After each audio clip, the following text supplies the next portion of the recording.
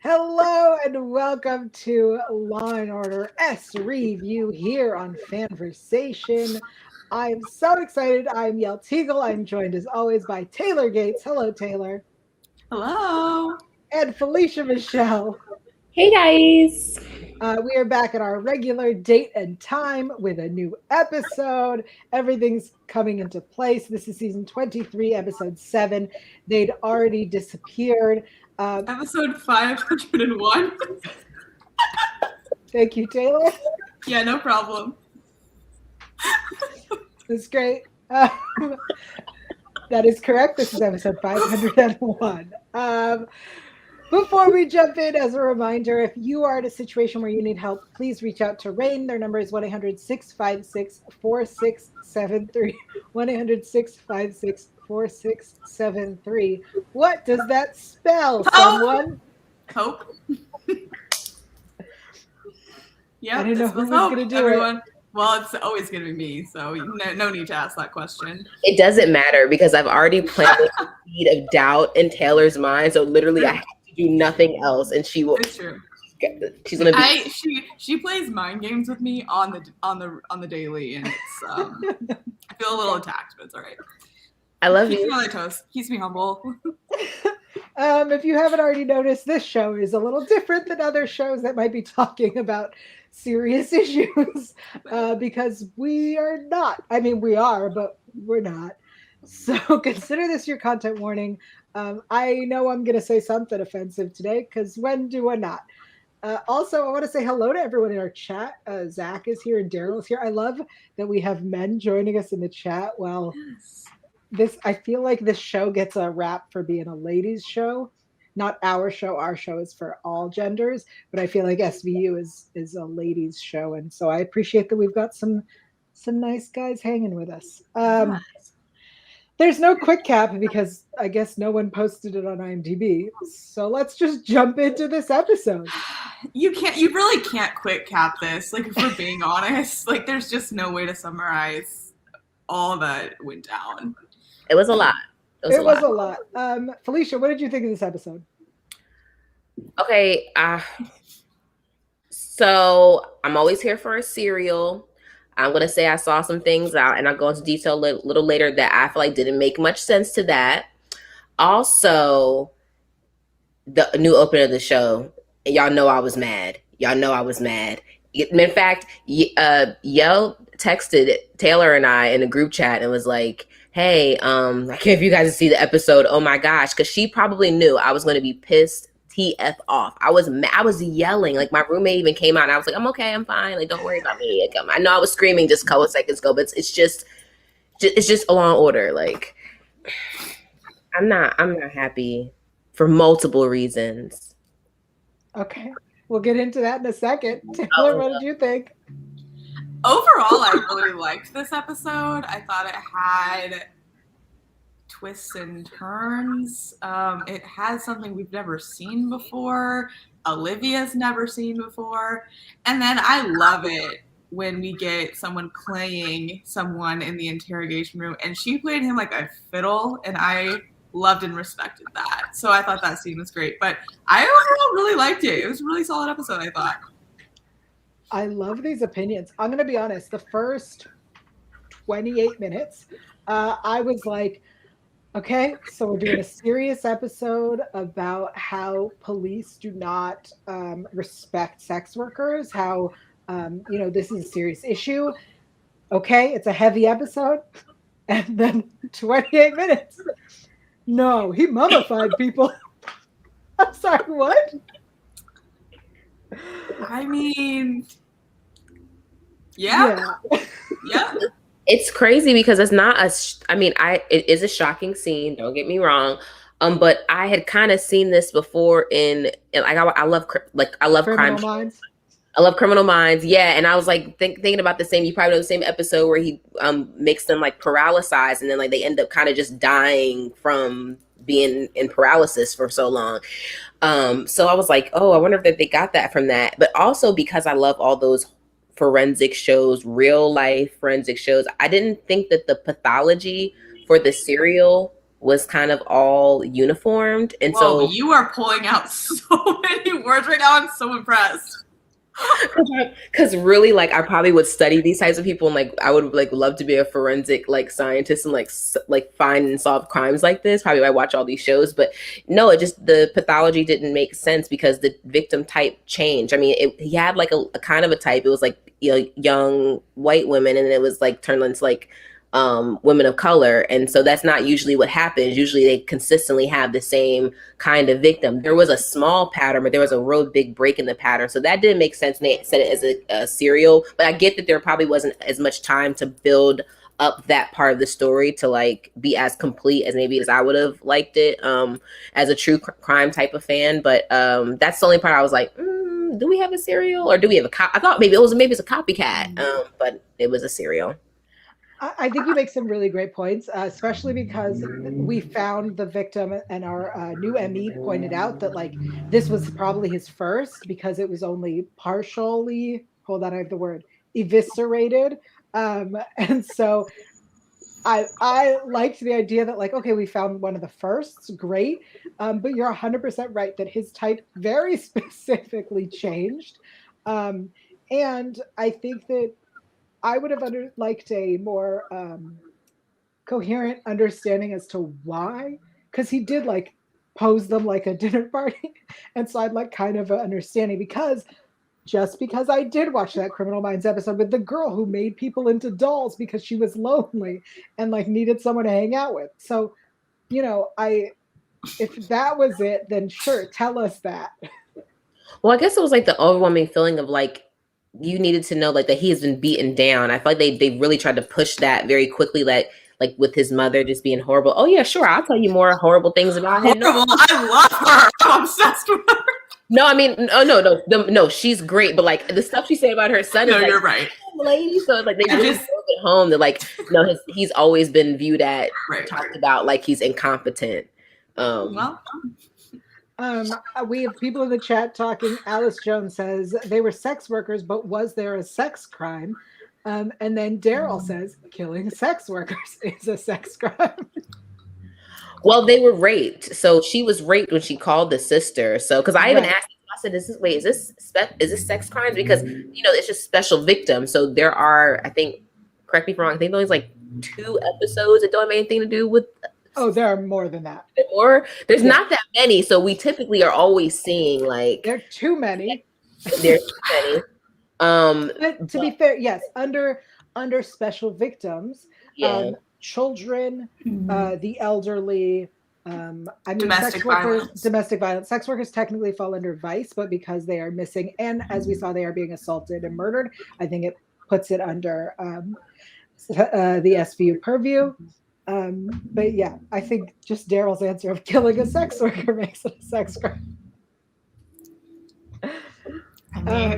Yeah, I want to talk about our character Country, because when they introduce this guy that he like holds on to their stuff for them, I was so excited. I was like, what a cool, like what a great guy.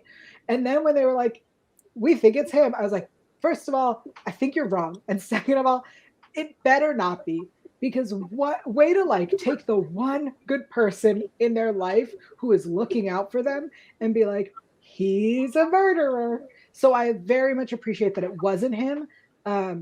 And I just wish he wouldn't have been such a suspect that they were harping on. I agree 100% because I really liked him. He was just so genuine, and I was scared because he had such a big part in that like beginning. And you know, like the ice cream guy a couple episodes ago, like you can't trust anyone that has a large moment in the montage.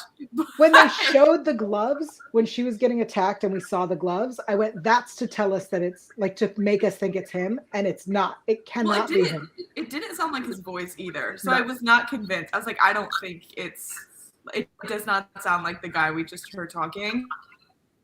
Yeah. But scared they were gonna do it anyway. But I was so glad they did it. It's the pathology. It didn't go together. That's not like, look, it's in one of my lines even. Beauty said it. Stay away from weird white guys. They're always the psychos. And I was like, the pathology doesn't fit again. Like, so I was just like, I know it's not him. And then the scene where he breaks down an interrogation, he's crying and he's saying he's so sorry because he realized, I think it clicked to him that, oh shoot, I drove her to that same place too. And now and I had played a part in that. So like, he really broke down. I was like, it's definitely not. It's not. Right. Yeah. People who make mummies don't cry and say they're sorry. No, they take full That is credit. such a good quote. I think that needs to be our next merch. People who make mummies do not cry and say they're sorry. Writing it down. Thank you. You guys have to keep talking while I write. Yeah, okay. We just merch anything. No, but seriously though, like because then our actual killer was like, yeah, I did that. Give me a sticker. I'd like a cookie. Yeah. I'm proud of myself. Oh, I can't wait to like dissect that scene. It's so good. Pun intended. Oh, I just realized. It took me a second. And now I'm here and I'm laughing. She's on delay, guys. She's on delay. My brain was. Honestly, it wasn't the video. It was absolutely my one brain cell working I'm overtime. going to say this because it needs to be said. There was an episode a couple seasons ago where a woman killed her whole family. I believe Sasha Alexander was the guest star. And there's a line where Olivia's like, I've never seen anything like this before. And I, on our after show, listed multiple times that Olivia has seen this before. And I will point it out in this episode. Benson says, I've been doing this for 20 years. I've never seen anything like this. And I will confirm she has never seen anything like this.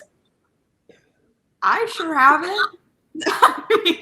I mean, the Criminal Minds fans have, but well, I don't watch that. I'm loyal, unlike you guys, apparently. I was forced to. Is it still over Chicago Med? I'm loyal. Yes, it is. It is still over Chicago. But the Dick Wolf universe sucked me in. Okay, sorry. And yet you don't watch Organized Crime. I was just gonna say that. That's okay. You missed 0 things this week. You're welcome, everybody. You're welcome. That thing needs to end. All right. I want to talk about these kids and their vampire hunting. Yes. I love it. I love Jamal. I want these kids everywhere. They should be Me vampire too. hunting all over the city. And I just want to say, for Yael to say the sentence, I love these kids, that is not something you should take lightly. This kid was awesome. Okay? You're right. Yeah. But he was really awesome. He had a cool skateboard. Skateboard was cool as hell. And he was like, I got these stakes ready. Like, not only did he know about the vampires, he had a plan for the vampires in case he wanted some smoke. I love it. Also, it's just the whole thing, like, kids are way smarter than we give them credit for, and their imaginations will take them other places. So when they're talking about things and describing things, they're just the interpretation that they have on it. Like, they saw all the clues were there and they had all the information, but in their processing of as children was vampire. Yep.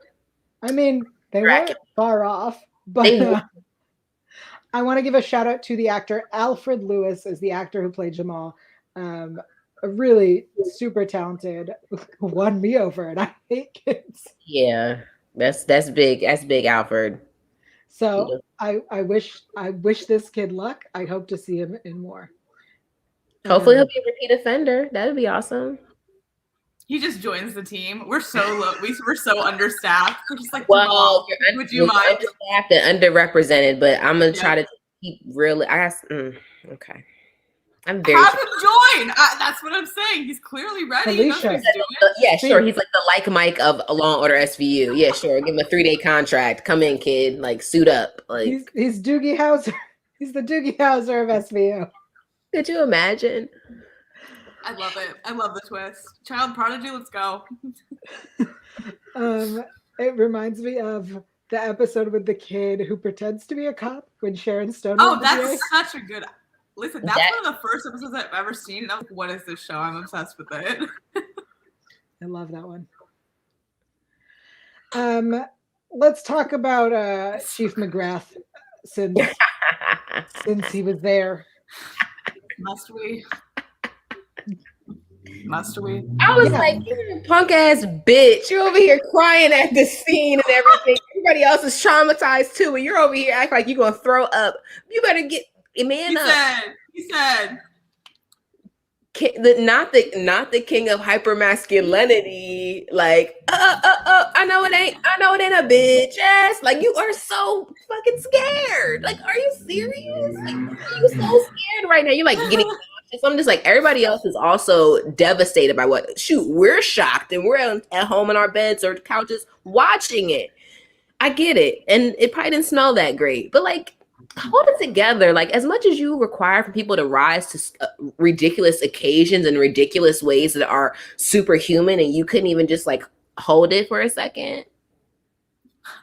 I really wish Garland was still there, because I would like to see Garland handle that situation, walking in there, assessing it, handling it, and then McGrath being like, oh my God, so gross.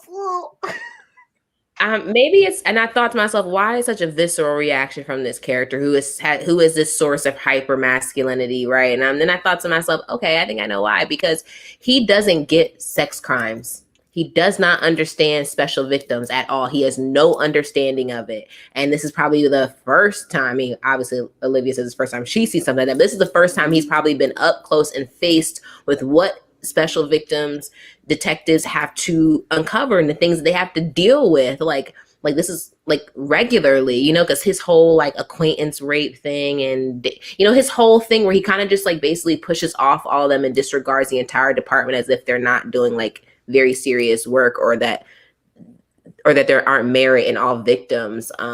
He just needed that slap in the face, and it just came at the putrid smell of mummified human. I can't imagine what it smelled like in there, but I mean, we got literally a description. Taylor, I assume you wrote it down?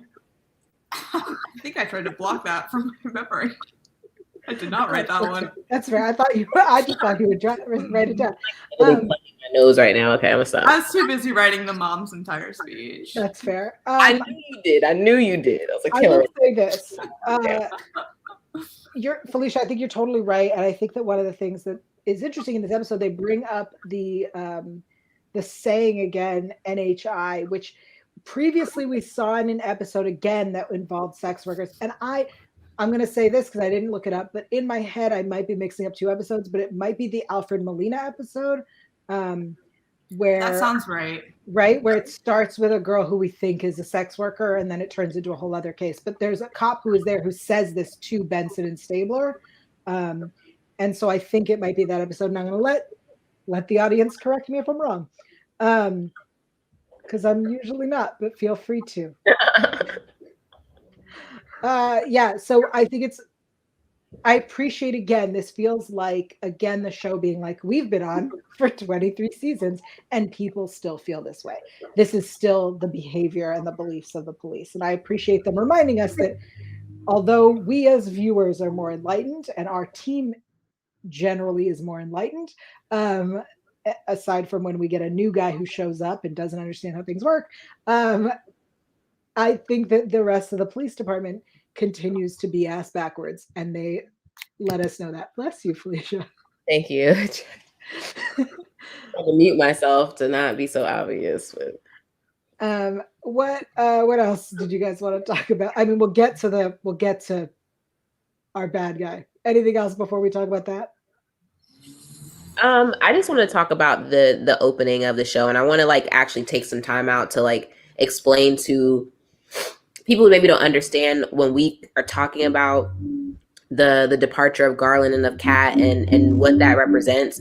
The problem here is not that this new character has come in, not that this actor as a person has taken a job or anything like that. The issue here is the erasure of half of your people of color and all of your queer people in your cast in one sweep.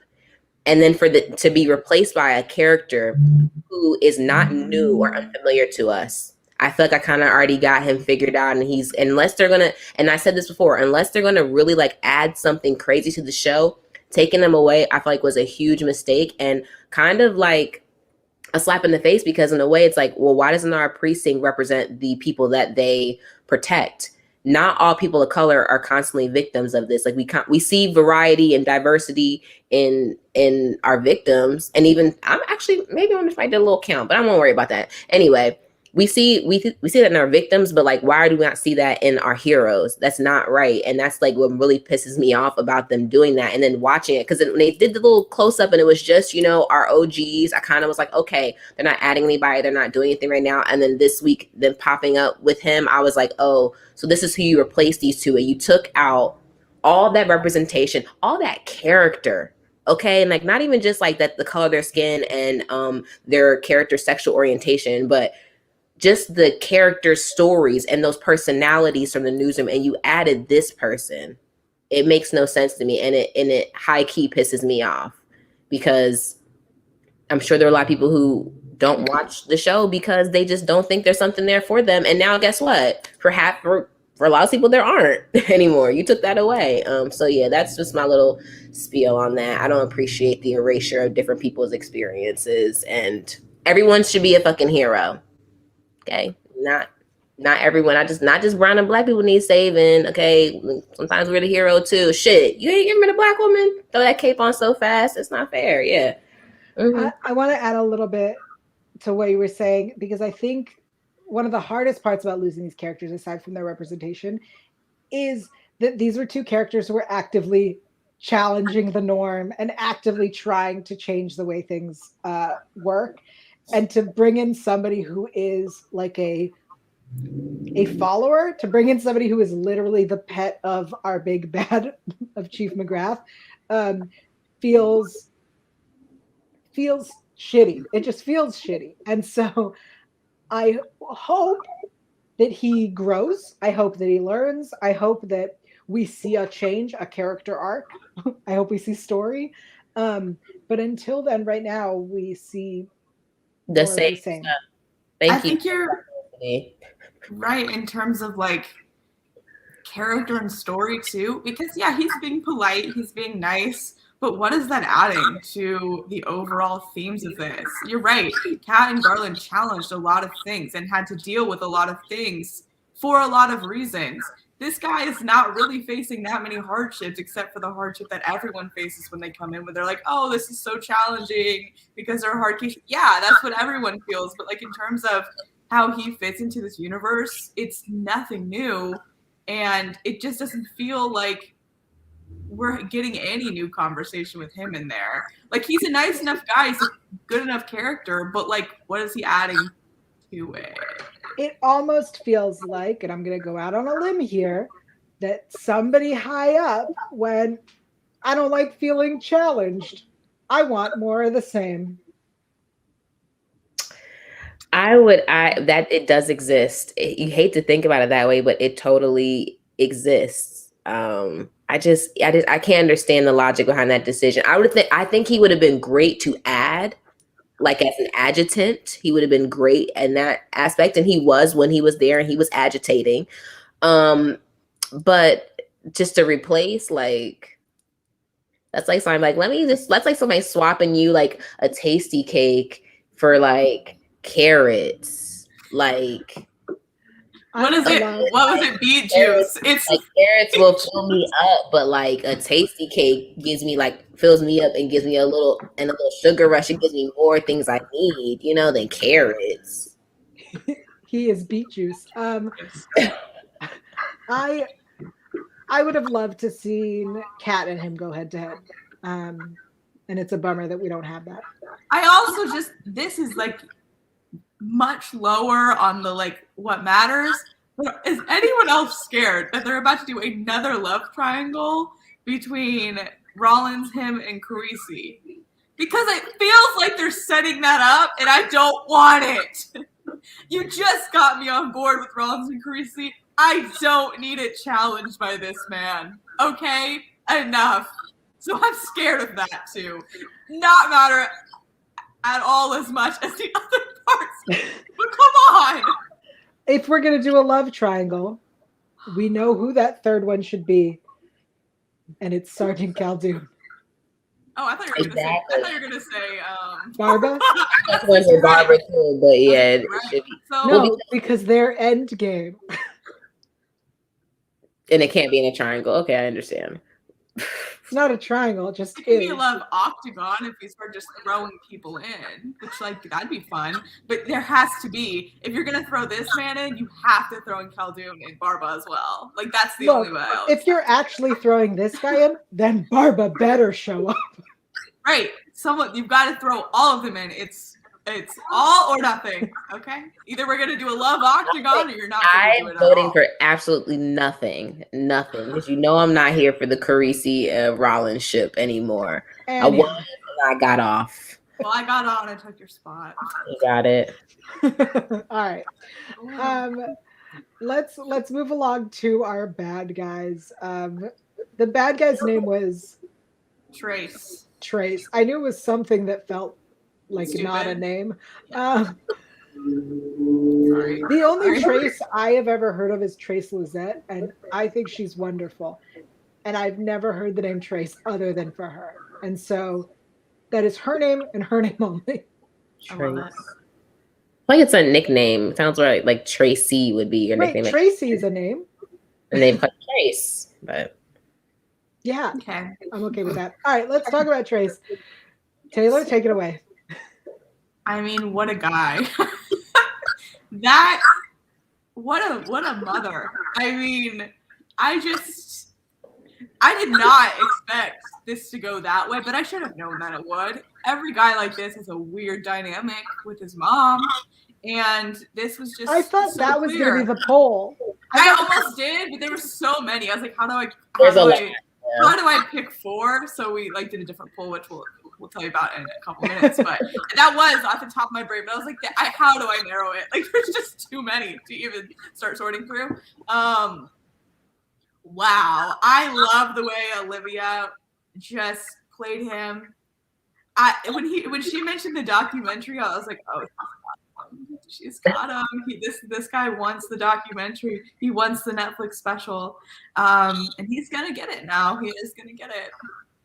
It's so funny that you bring that up because we will discuss that in just a bit. I agree. The scene where she gets all of the answers, I think it was the entire interrogation situation with his mom and with him was fantastic. I am actually surprised that it wasn't Rollins who did I was just gonna say that. I was like, this is a Rollins move right here. It really was. It felt very much like her wanting to pick his brain, but also, you're one of the good guys. It's a Rollins, you're one of the good guys scenes. Yeah. Olivia's great at that too. Like she kind of was what Rollin was in not when she wasn't in a leadership position, when she was still like just working as run the regular standard members of the squad, right? So she kind of already had that on lock. It's nice to see her like step back in her bag sometimes, like and get in there, because we just see her. She's like the captain. She's running everything. She's not getting in there. But this guy was just disgusting. Like I feel like she was like, I gotta get parts. Like I need parts of him. Like I gotta talk to this weirdo. Let's give him a shout out. The actor was Blake DeLong as Trace. I'm so jealous. I think that part would have been so fun to play, honestly. I don't know. Like his whole thing was just the mom for him. Like his character, he's just so but I think it would have been fun. And the mom, actually, I do want to play. I would like to play the mother because her lines. I can't wait to play her on this show and reenact some. But are you gonna reenact? Yes. Yes, I have one in particular. I'm very excited to tell you all. Okay. Yeah. All right. Let's keep going. I want to talk about our medical examiner. This is Dr. Dr. Truman, played by Frank Wood. This actor, I mean this in the most respectful way I possibly could. So I apologize. He's not someone I would expect to be a good guy. Yep, I thought there was something going on with him. It's probably him, and that's because if you watch Criminal Minds, it was, and it's been medical examiners even on this show. So like, is it him? Yeah. This actor could have played Dr. Rudnick. And if this was Dr. Rudnick, I'd 100% believe this actor is Dr. Rudnick. Really amazing actor. I'm sure he knows that he could play creepy man very well. But just to be fair, like, to this actor, the way they wrote his stuff, like, he was very into it, hands-on, interested. So I can't blame it all on this man. They wrote it where I was like, they have to be leading to something because he is just a little too invested. Maybe he'll come back and he will be a perp, honestly, because I feel like it was just hinting at something that never came to fruition. Yeah, he named them his 2 Christmas angels. Yes. He was like, bring the photo with you. And I was like, look, I will say this. That photo thing was so beautiful. Both times watching this episode, I cried at that moment because it's just what a great idea and something I really like. I cried because I thought about moments where I wished that I had had it. Yeah. And he said the brain doesn't need to retain an image of a cold, traumatized body, and that got me. And it's such a beautiful thing, and I hope it becomes a thing people do. And so, and in that moment, he did not feel creepy. In that moment, he felt right. You know what it is? I think it's because he looks a lot like Mr. Burns. And so it yeah. Okay. Simpsons, right? That's the boss, right? Yeah. And so I think that is like what initially made, and I was wondering why what was it about me recognizing him that I was just like, and then I was like, yeah, he looks like Mr. Burns a lot. And even just from a perspective of like, we don't get a lot of medical examiners like being very hands-on unless it's Warner. And so I was like, if Warner was here, I wouldn't think that because that's like her role. She's been very involved in like certain cases. It's like very rare that you have someone who's that like in it even that much. So that's why it's just screen time matters too. That's what I'm saying. Ice cream man, best restaurant guy. Like if they have a lot of screen times, like usually they're at least going to be like a suspect or something's going on. So I guess it was just the nature of the case. But I was also just like, he's on here a lot. I think that the difference between them is sympathy and empathy. So Warner always has sympathy for her victims, but she's always very matter-of-factly about her work. And he had a great deal of empathy. And they're just 2 totally different things. Like, he really is thinking. He was even said like about the sister, he was like, especially for such a young woman, she doesn't need to live with an image like that in her head. Like, and I was like, wow, he really gets it. Not that I think Warner is cold. I do believe she's sympathetic and she has expressed outrage and please get this person at times. But he definitely was different, Taylor. I agree with that for sure. I think the moment where he explains how the brain was pulled out through the back, I loved that moment. I wish it was intentional to gross out McGrath. Like, I want him to be on our side and be like, McGrath, let me show you something cool. Yeah, it was that. Somebody with that level of empathy knows when someone is bullshit or when they're like a good person. They usually can feel it already. So I told myself he already knew. He came in here and he was like, oh, well, and like just kind of, you could maybe he picked up the vibe, so I tell myself that he did it on purpose. I love it. Well, let's get to the best lines so that we can talk about the parts we want to talk about. Where's my, there it is. Here we go. Taylor, shall we go first? Yeah, you guys should go first, but don't steal my favorites. I only got 3. I did not quote the mom. All right, thank God. You knew that was me. I appreciate you saying I did. I was like, this is Taylor's. This is Taylor right there. Thank you. I appreciate it. Yael, or you want to go first? I can't find where I put mine. All right, well, look for your line. Yeah, look for your, okay. So I only have 3. One is the character Jamal when he's talking to the police and he goes, you be careful with those vampires, and he like skates off. Because it was so cute and he really truly meant it and they really did need it. The other one is, these both are by Beauty. She says, some days the whole world smells like cat piss. And I was like, that is really accurate. That is very accurate if you live in New York. If you've ever been in New York.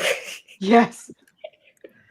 There's a lot of different smells at different times. Just come at your nose, mask or no mask. And it stinks out there. And then the one I mentioned earlier when she told her that she told Tanya to take care of herself, like she knows what to do. Don't go with drunk guys. They take too long. And stay away from nerdy white guys. They're always psychos. Like, I was just like, yeah. And then she looked right at homeboy, and that was pretty funny. White boy, like.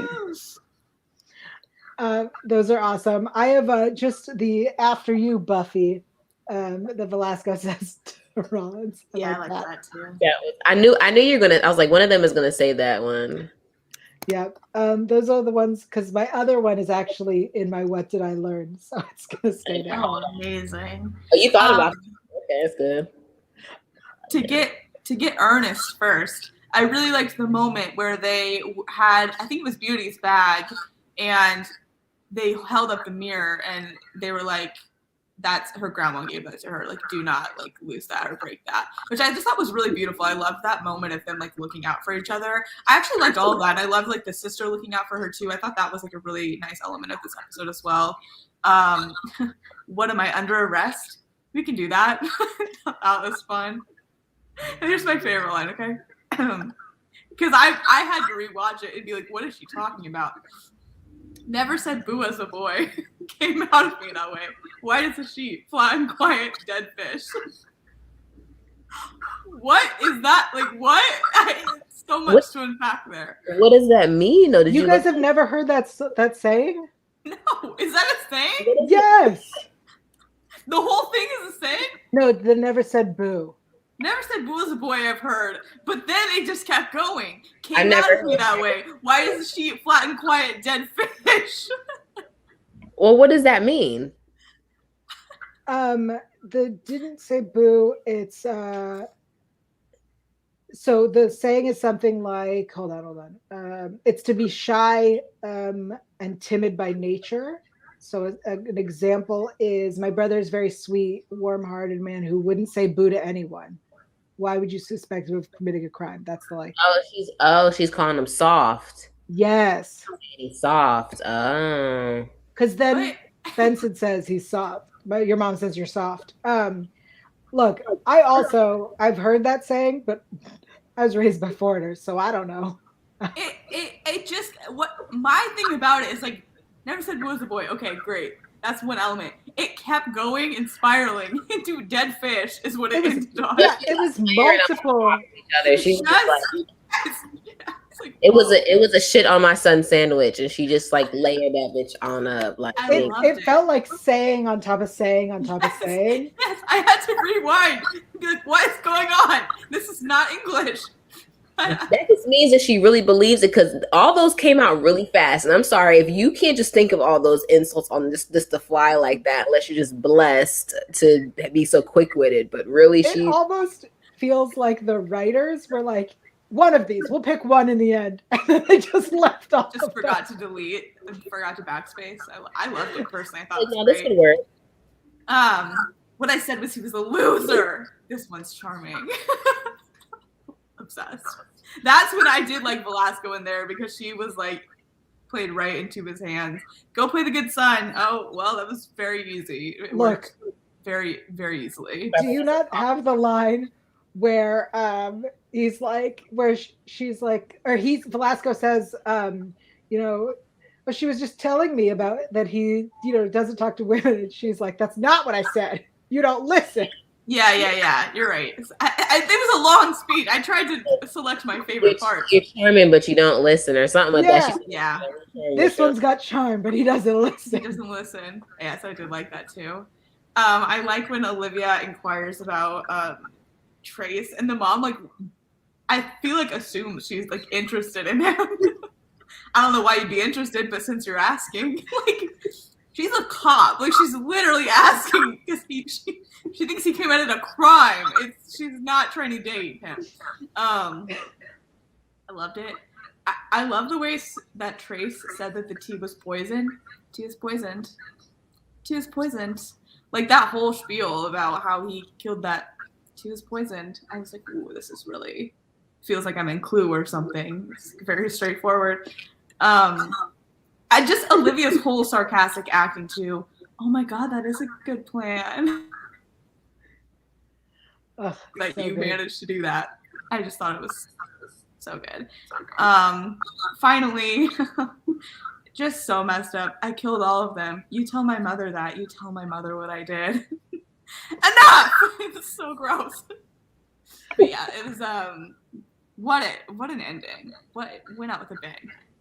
I mean, it did. Yeah, this episode really it was the halfway mark. It turned and just shot for the moon. It was like, pew, pew, pew, pew. Like, Yeah. oh, okay, that's where we ended up. Didn't really see that. Definitely didn't see Country, but didn't really see that either. I wonder who that actress is, because as I was watching her, and like a lot of people are there in New York, so if they do Broadway, they also do Law and Order. And I was like, she is giving me such theatrics. I'm like, I don't know. Yeah, I'm like, she has to be like somebody like has been in like plays and stuff, because like the way she just the way she acted, I was like, she's a very theatrical actress. You can tell. And she did a great job. The mother was played by Laura Gardner. Okay, Laura, you're a legend. You did that, Laura. You did the thing. She's done quite a few things. She was in a lot of episodes of a lot of things. Nice. I think you're right though. She did feel very over the top, like in the best way. Like in a play, like you're watching a play as opposed to like a drama, which is a little bit different, but still good. She reminds me of the mom in the episode where the RDK copycat with the character's name was Bogart. Yes. Hold on. I know what you're saying. Now I can't remember the details of it. She was the mom. She named him, or maybe she named him Humphrey. It was either Humphrey or Bogart, based off of Humphrey Bogart. And he murdered people, and she locked him in the closet. And yeah, great episode. Yeah, the same mom energy. Yeah, ooh, terrifying. It's I want to say this on this show: if you're a parent and you think your child's a loser, treat them with the most polite, loving respect you can. Because if you already think they're a loser and you treat them poorly, they're gonna become a serial killer. A psychopath. Parenting tips 101 from Yael. She's so qualified. Hurt people. You're gonna hurt people. Either gonna hurt themselves or they're gonna hurt other people. So just if you had a little dumb baby, maybe see how smart you are. Do we need to add a parenting tip every week? Absolutely not. Absolutely not. I have no tips. I have no tricks. I have nothing. I mean, all the tips. I like this. If your kid's a loser, be nice to them or they're gonna kill people. Maybe you. And pre-cut all your fruit, because if you don't pre-cut it when you get home, you won't eat it and it'll go bad in your fridge. Okay. I don't know if that exactly relates. But yeah, that's definitely it's good advice. It's good advice. It is. Daryl says on that segment for y'all. Don't worry, we'll work on it. Daryl says this sounds like befriending the quiet dude at the office. Yeah. In hopes you'll be spared when he loses. Hell yeah. Who hasn't had a kid like that at school? I was cool. I'm not gonna say his name, but I was like, hey, hi. Like when you decide to come through here and take everybody out, just remember that I always spoke to you and acknowledged you. Yeah, 100%. All right, this episode, it seems, was allegedly ripped from a headline. Here's what I know. Again, I say allegedly. This was ripped from the choke and stroke killer, whose name was Samuel Little. It sounds like a Pornhub name. Sorry. It does. It really does. Felicia, that's not even the top 10 worst things that's been said on here. Why are you stressed? But it's about because this is a real crime. Sorry. Yeah, okay, fair enough. So here's the thing. Samuel Little confessed to murdering 93 people, mostly women. He was convicted in 2014 of a couple, and then a few, and then in 2018 he was convicted of more. The FBI was involved in at least 60 of the 93 confessed murders. And the reason I brought up earlier, you were talking about the documentary, is because this became a big case. Hold on, I'm scrolling down past the 93 names. Confronting a Serial Killer is an American documentary television series that explored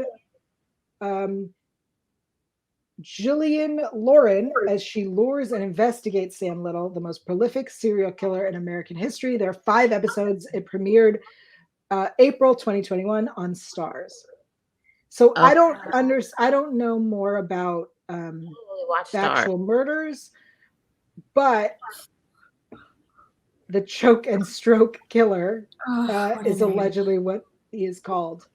They could have thought a better name. Yeah, they know that that's like kind of like that's something that people click on, like because it sounds nasty and intriguing at the same time. He's into choking.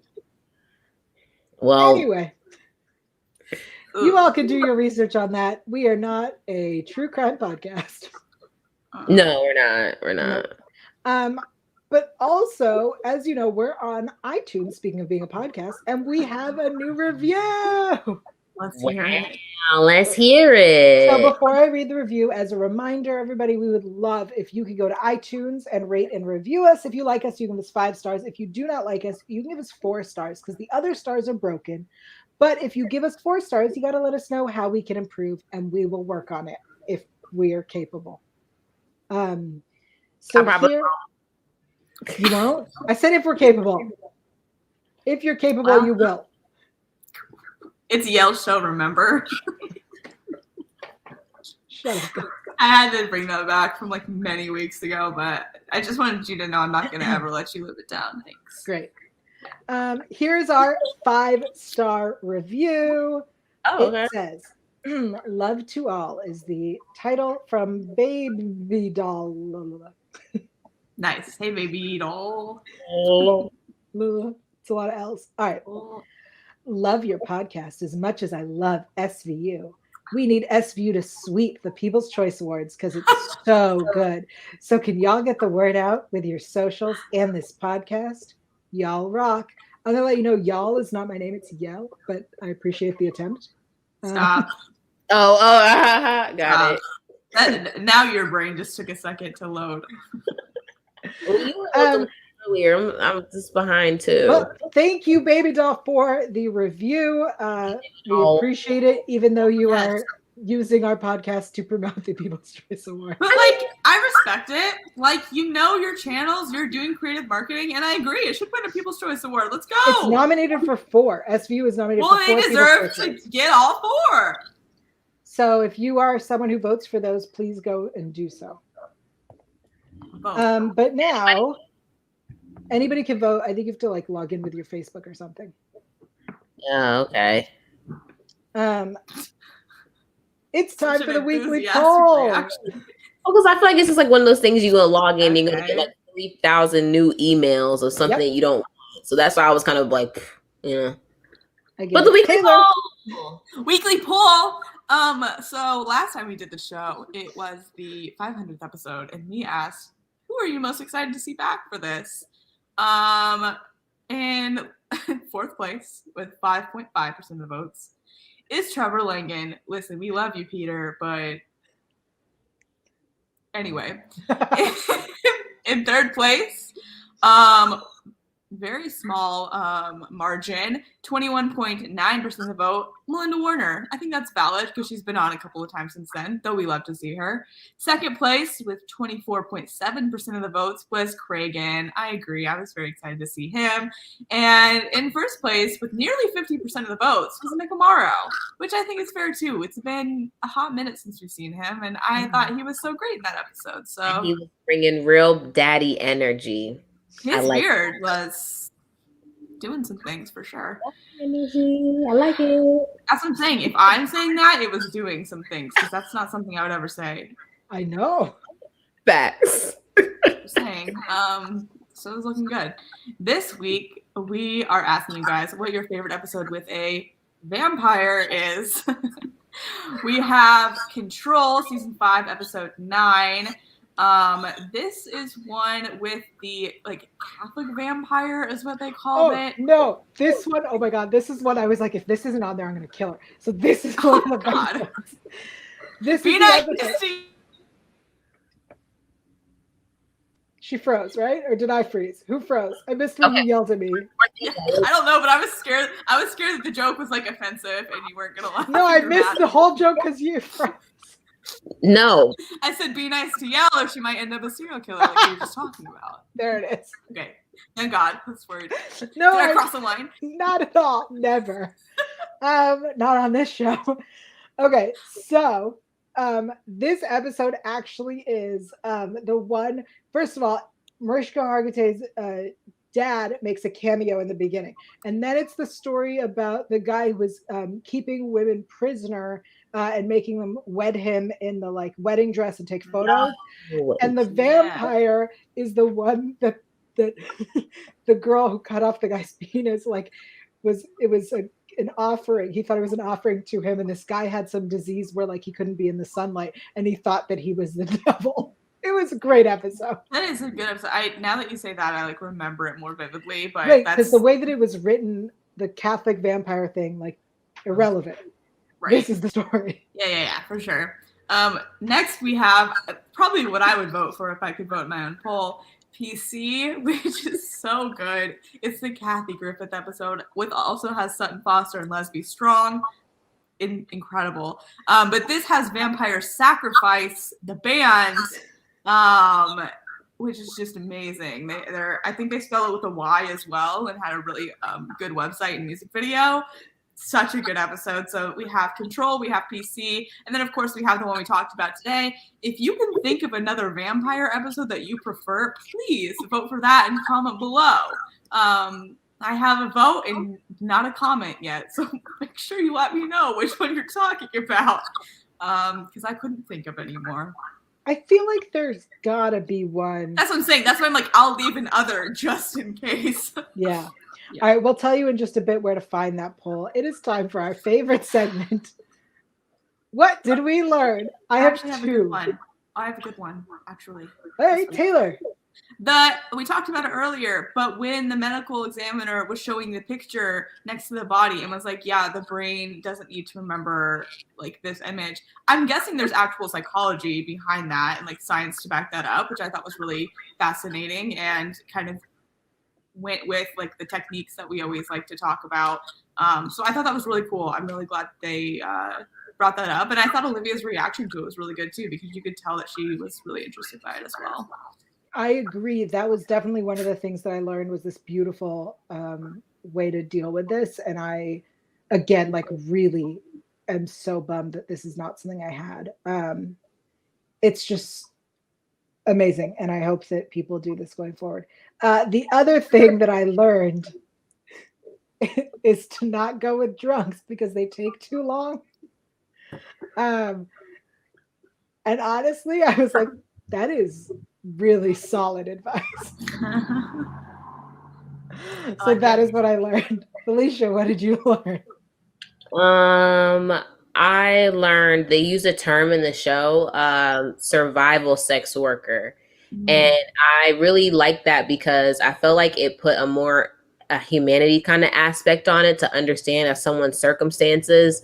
They're not electing to be a sex worker, because there are people who elect to do sex work, but they're doing it simply off the fact that they need to survive. So I like that they put that in there. And I think it was something that was really subtle, but it made a big difference in really understanding more about the character. And I never even thought about using that term myself, because there are people that are just survivalists. They're homeless. She needs to eat, or she needs to, maybe she's trying to score or whatever she wants to be doing. And I just never thought about it like that. So I was like, okay, sex worker, like just that, and that's it. But there's maybe other variations that I didn't know, because if I found out about this one, maybe there's others. So that's a really good point. I didn't think about that, but you're so right. It's such a good distinction. And I think something that's really important now that the conversation about sex work is like opening and it's becoming like, it's complicated because like there's OnlyFans, there's people who do it and that's their living and they elect to do it. And there are people, like this who don't really have a choice in the matter. So I think you're totally right. And I'd love to see more of those like adjectives ahead of it to kind of make it so we can talk about it in a more nuanced way. I agree. I like that our what did we learn this week got real serious. Yeah, wow, we actually learned. We learned. We actually came prepared. Maybe that was a good point. We weren't surprised by it again for the umpteenth week in a row that this is a segment that has been in our show since. I love when we're surprised enough to pull it out of our asses. Wow, where did that come from? I love when we forget about it.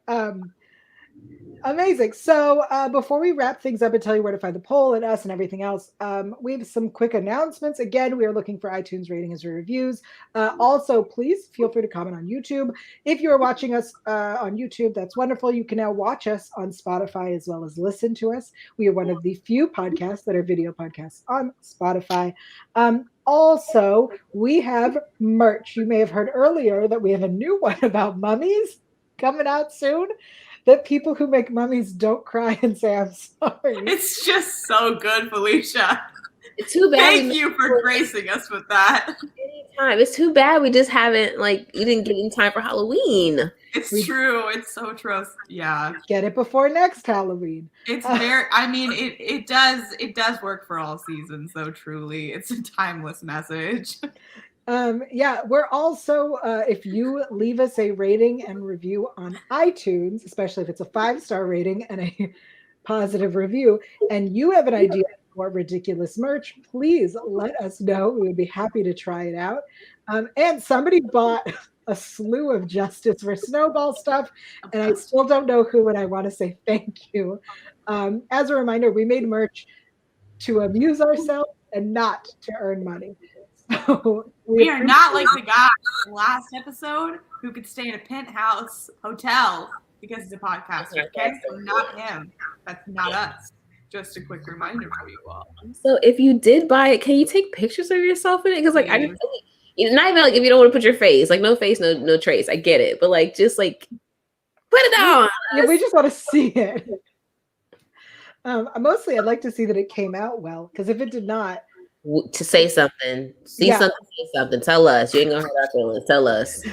I don't know about you, but ever since that episode of SVU about the reality show rape, now when I see something, say something, I imagine Wendy Malick going, "If you see something," and then everyone together say something. Oh my god! I don't know about you guys, but there are lots of things in the world that I now hear SVU episodes when I hear them in real life. Absolutely. I know, I'm gonna make a joke, and I'm like, this person probably does not. This joke will not hit. This joke is inappropriate. I can only tell this joke on Sundays, 10 p.m. Pacific time, 5 p.m. Eastern Standard. Amazing. All right. Until next time, Felicia, where are you at these days, and what are you up to? Man, I'm just over here trying to survive. Right now, I got a major hunger pain, but you can follow me on Instagram at it's Felicia Michelle right there, or on Twitter. It's Felicia on air. I don't tweet. I am a waste of a blue check mark. And yet, this is a blue check mark panel. Way. I also do the official Leverage Redemption after show podcast, a very distinctive podcast with Yael. And every episode drops once a week now, but you can binge watch them if you want to on Electric Now app. It's free to download. It's FREE free. You can watch the episodes for free on IMDb TV of Leverage Redemption, so you can know what we're talking about. Honestly, I feel like our show is so entertaining. If you don't watch Leverage Redemption, I feel like you'll still kind of get the gist of what happened. I'm just saying, and I think we're episode 13 this week, so only 3 more weeks of dropping, and then that's it. And then so yeah, who knows what happens. And who knows what happens? Fingers crossed, toes crossed. Amazing. It's something so inappropriate. Where? Say it. Now I gotta know. Share the class. I was gonna say fingers crossed, toes crossed, coochie crossed. If I had that skill, it would be crossed. I'll work on that. I will work on that for us. Taylor, where are you on the internet? You guys can find me on Twitter Me and the poll on Twitter, alphabet_Ann.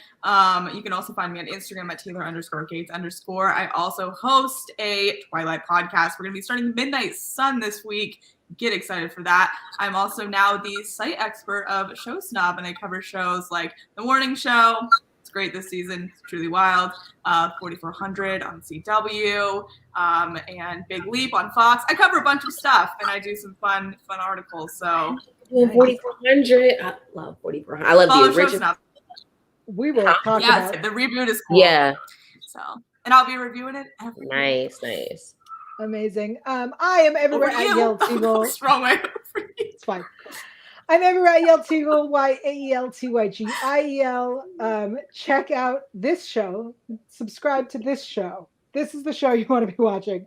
I'm also on Wednesdays on the Hollywood Critics Association channel talking on a show called Hollywood Approved. I think we're only doing 2 more episodes this season before we take a winter hiatus. I'm on socials. That's the best place to find me. And of course, you can find me on the official Leverage Redemption After Show, a very distinctive podcast only on Electric Now with Felicia. Thank you all so much for joining us. Thank you to everyone in the chat. Daryl and Alice and Zach was here. And I appreciate all of your hilarious we're missing some people. Yeah, I think people. Not you calling out class attendance right now. Jennifer and Sarah, where y'all at, girl? Where y'all at? Y'all be in here. I know the names. Professor Felicia is not happy about your lack of attendance today. It's okay. Next week. Whatever. Just know that you're missed, people. Yeah. We'll be back next week for a brand new episode, and then we will go back into that episode that I got us a guest for, but then we missed it and we canceled, and we'll come back. So we'll do it. Bye, everybody.